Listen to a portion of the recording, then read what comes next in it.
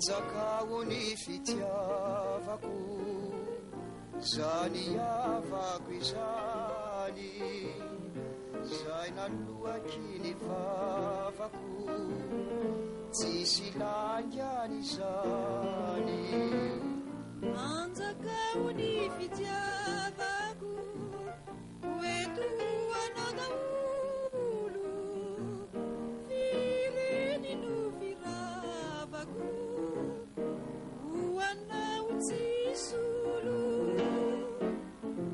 anjakao ny fitiavako zany avako izany zay naloaky ny vavako tsisy langany izany anjakao ny fitiavako oeto anao daolo fireny no firavako hoanao tsisolo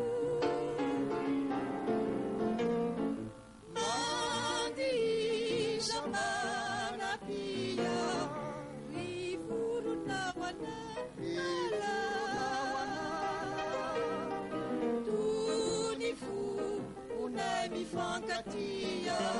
tsisy tumbusia kupai lamba utafita fafitia vomendu ulai fulu angita kamiara kamifu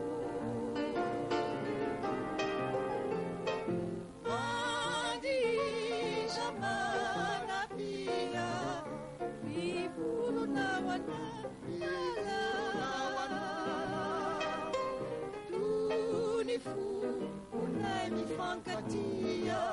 tsisy tumbusia